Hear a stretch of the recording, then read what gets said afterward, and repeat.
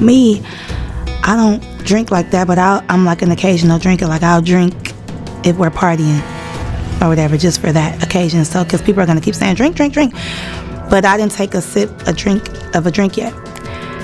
But I just had it in my hand. So one of the sons seen me walking. Mind you, I'm with other girls, but we split up. So I was walking with one girl. She's a Puerto Rican girl. So P. Diddy's son was like, you. And I'm like, me or her? And then he was like, no, you. Come here. So I went to him, and he gave me some shoes. So these shoes was like some terry cloth, like robe shoes, white shoes. And I'm like, what am I supposed to do with these? He was like, go in the house with these. He was like, everybody who gets these shoes, you get to go in the house. But I'm thinking you could just go in the house if you want to, but everybody can't go in the house. They're literally selectively picking who they want. So I'm like, well, what about my friend? He was like, no, only you. I'm like, okay, cool. I'm holding the shoes. I'm walking around. You know, I'm a good, loyal friend. I'm not going to go inside a house where they say my friend can't go. So we just walking around mingling. But we tripping out, looking at everybody like they off everything, smoking and jumping around like hooligans. And so I seen P. Diddy or whatever, and I seen him with the Prince. I'm not gonna say what he was doing, but something really, I get real nervous. Something real crazy, because I don't like to really expose people. I could talk about me, but when it's about like me, my family, because it's us. But when it's other people, bro, doing something real sexual, that's all I'm gonna say. So that we could see and so that we can get turned on, okay? So he's doing something with himself. And I'm like, girl, do you see him? She's like, yes. But mind you, we're screaming like, girl, do you see him? Oh my God, because of the music. And I'm just like, whatever. Then he starts to act like really obnoxious, like, I'm the king of the world, jumping around, doing all this stuff. So I'm like, okay, that's regular P. Diddy shit. But what got me was how he walked up to me and was like, why are you not in the house? And I'm like, what do you mean? He like, how are you enjoying my house? So we had a little talk or whatever. He started talking about all these things. Oh yeah, you're the one that, you know, I seen was telling me about the Prince. He's like, oh yeah, it's very nice to meet you. Like your life is not gonna be the same. Da da da da. We started talking about going to Cuba. Are you going to Cuba with us? I'm like, what? And that's the thing. I didn't really know about this. So this is when I start asking around or whatever. And I said that in the last interview. But to get to the point, I ended up going in the house because he was on me like, go in that house. I'm like, okay. Then the person that he was dating at that time, we're not going to say her name, but we all know, she came and was like looking at him like, what are you doing? Because he was talking to me for too long. So she came to like rub on his shoulders or whatever, and he just pushed her. And I'm looking like real uncomfortable, like, oh, I know what this is about. I don't want to be in the middle of there, whatever. So that's what made me go into the house, because I'm like, okay, let me just go in the house. So I told my friend, like, wait right here, girl, let me just put on these shoes, see what this house is about. Walk up in there. I don't judge people, because at the time I was just smoking weed. But you know when people are out of their mind, and you know when people, you know what you don't want to be a part of. And it's just like, I'm seeing stuff that you see on the movies. This corner, this got going on. This corner, they over here doing this. This corner, they over there having sex. This corner, I'm just going to say, because I don't know what I can say, because I'm not trying to be incriminating myself. But he ended up telling me, like, when we went to Club Live, he was like, guess where we're going tonight? I'm like, where? He's like, to P. Diddy's house. I'm like, oh, really? I'm like, that's crazy, because I hear a lot about P. Diddy, and I'm like, his house for what? Like, to go sing? He's like, no, he's throwing this wild party, da-da-da. I'm like, oh, okay. So we went from Club Live. It ended at like, the clubs end at like 3 or 4, and not 2, like how out here is. So we waited around the mansion, the Prince's mansion, for about an hour. And then soon as 6:30 hit, we went. We all got in the car, like a big Uber. And me and all the other girls. Now, mind you, I'm the only black girl. So I'm like, oh, yeah, you know, I'm about to meet P. Diddy. Oh, you know, like, I'm probably going to have to sing for him. Da-da-da. And I just tried to, like, keep my composure. So we get there, and that's when stuff got weird. And that's why they lock up our phones, because they know what we see in there. You know, it's he can get in trouble, like right now. So basically, so we arrived, security guard patted us down. they put our phone in this little bubble case. So the bubble case is closed. They can't get unlocked until we walk out. So as we're in there, the only way of us taking any type of pictures is if we get in the photo booth. He has like a Teen Love photo booth or whatever. Take like 4 pictures. So I, got pictures. I still got everything in my Snap too, like of the photos, everything. That's all you could get. So I'm walking around or whatever. So one of his sons, I'm not going to tell you which one, but it was like recruiting like whoever they wanted to go inside the house, because the freak off is inside the house and in the backyard. So you have the pool, and they're playing loud house music. Like, Mark, the house music, it makes you feel kind of woozy, first of all, because it's like a rave or something. Dun, dun, dun, dun, and it's real loud, so you can't really see nothing, but you're seeing everybody like walking around drunk, hopping around. It's still 7 a.m. So the sun is like coming up, and people are walking around naked, period. Let's get into it. They're walking around naked already, and they're in the pool skinny dipping, and they're drinking mimosas in the pool, but then it's like a waitress walking around giving people drinks, just passing people drinks, and people are just taking them. They were dressed up like little Harajuku Barbies. Like what? Little people, okay? We're not going to say what type of little people, but like a fetish. And I'm looking like, what are they doing here? Like dressed up, little red lipstick, like they weren't supposed to be there. But I'm just looking like maybe it's some type of production going on. But why would they be at this party at 7 o'clock in the morning with grown people? Like, why would they be here? So I was just like, okay, whatever. Like, but then when I'm looking in this corner, this person laid out, and I'm looking like, what's going on? Then I'm seeing like Instagram models or whatever. I'm like, oh, hey. So I'm kind of getting distracted, feeling like kind of comfortable. Like, she's here? Oh my gosh, she's here. And then I see P. Diddy, walking through the house like with his eyes on me. Like, like,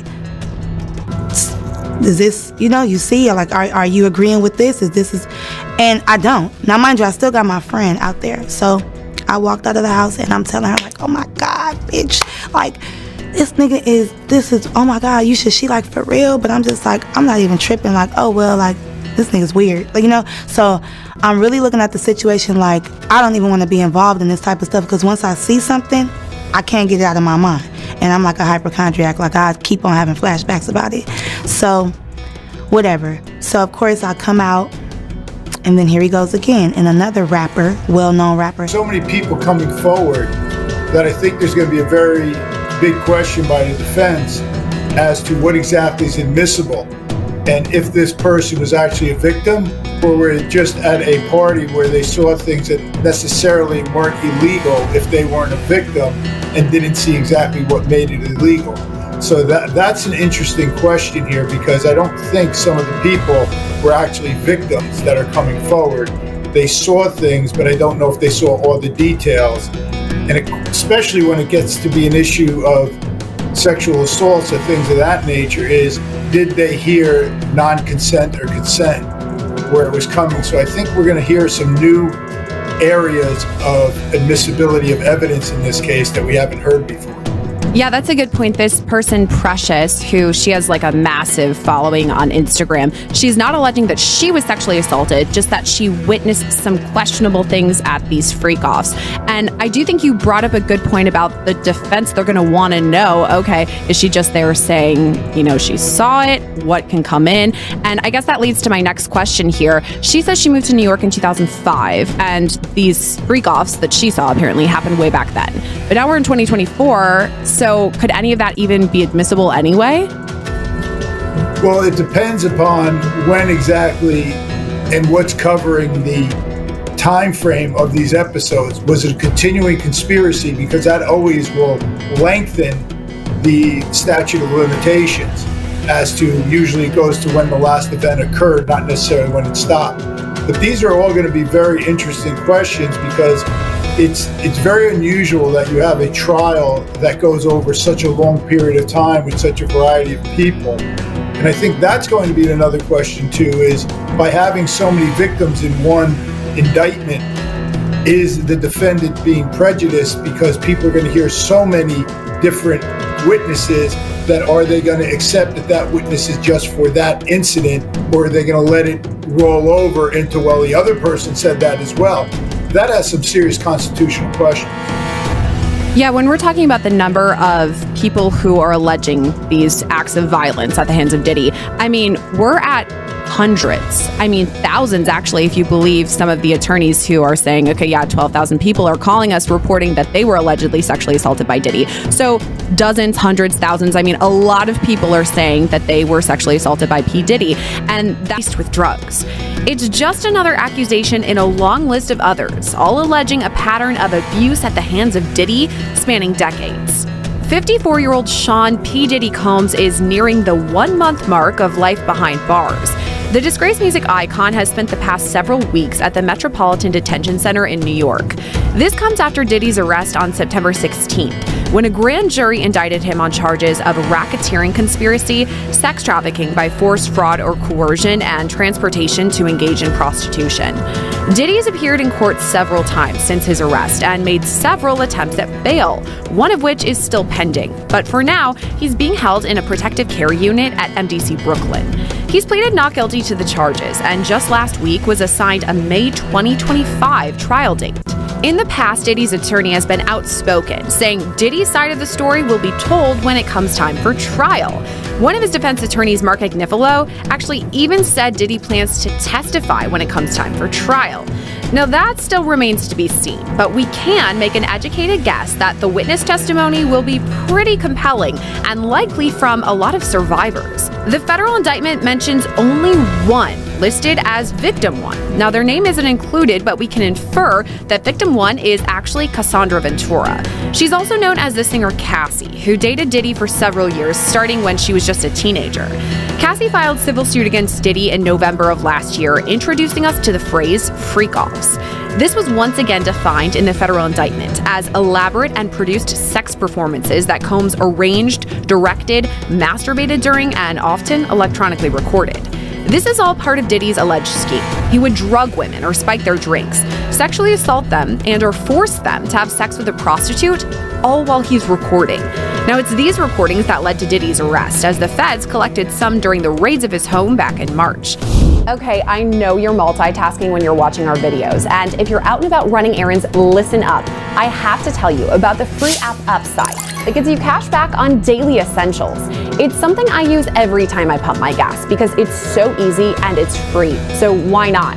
Okay, all you have to do is get the Upside app and claim an offer for whatever you're buying. So you pay as usual and then just follow the steps on the app to get paid.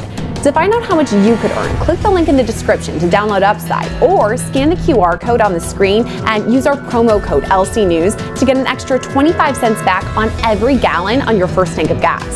But back to Cassie. Her lawsuit with Diddy was settled just one day after it was filed, but it was too late. Since then, more than a dozen civil suits have been filed against Diddy, all laying out the similar pattern of abuse.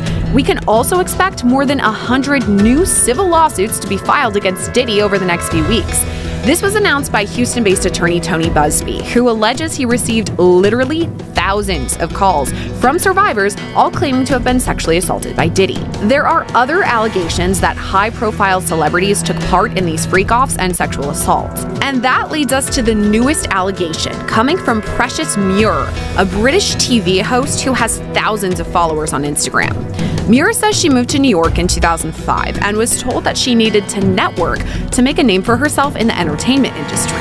That led Muir to some of Diddy's parties, where she allegedly witnessed some sinister actions, young girls being drugged against their will and forced to have sex.